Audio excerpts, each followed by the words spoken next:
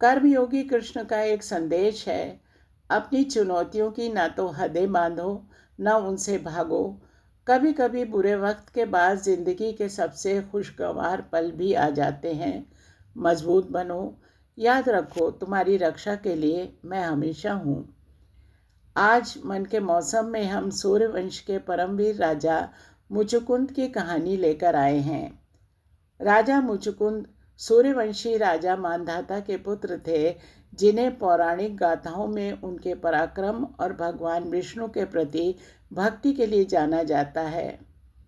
मुचुकुंद त्रेता युग के इक्ष्वाकु यानी सूर्यवंश कुल के राजा थे, जिसमें श्री राम, राजा दिलीप, राजा हरिश्चंद्र, रघु जैसी महान हस्तियों ने जन्म लिया।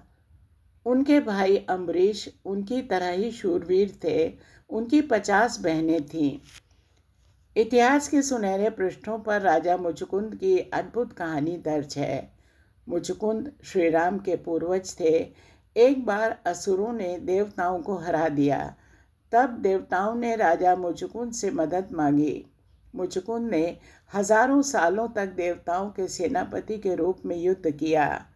स्वर्ग का एक साल पृथ्वी के 360 वर्षों के बराबर होता है। इस वजह से पृथ्वी पर राजा मुचुकुंद के सभी पारिवारिक सदस्य समाप्त हो गए। युद्ध खत्म होने पर इंद्र ने राजा मुचुकुंद से मोक्ष छोड़कर कोई भी वरदान मांगने को कहा, क्योंकि मोक्ष देना इंद्र की शक्ति से बाहर था। बेहद थके और निराश राजा मुचुकुंद ने कहा, मुझे निर्विघ्न नींद का वरदान दीजिए और जो मेरी नींद भंग करे वो फौरन भस्म हो जाए। इंद्र ने उन्हें वरदान दे दिया। राजा मुचुकुंद पृथ्वी पर आकर युगों तक एक गुफा में सोते रहे। उधर काल यवन नाम का एक यवन योद्धा था। उसे दैविक आशीर्वाद मिला हुआ था, इसलिए उसको हराना आसान नहीं था। उसे पता चला कि सिर्फ श्री कृष्ण उसको हरा सकते हैं, इस वजह से उसने द्वारिका पर आक्रमण किया। काल यवन के आशीर्वाद की वजह से उसे हराना बहुत मुश्किल था। श्री कृष्ण ने जुगत भिड़ाकर रण छोड़ दिया। इस वजह से उन्हें रणछोड़ नाम से भी जाना जाता है। श्री कृष्ण भागकर मुचुकुंद की गुफा में पहुंचे और अपना पीताम्बर सोते हुए राजा मुचुकुंद पर डाल दिया। काल यवन जब वहां पहुंचा तो उसे लगा कि श्री कृष्ण वहां आकर सो गए हैं।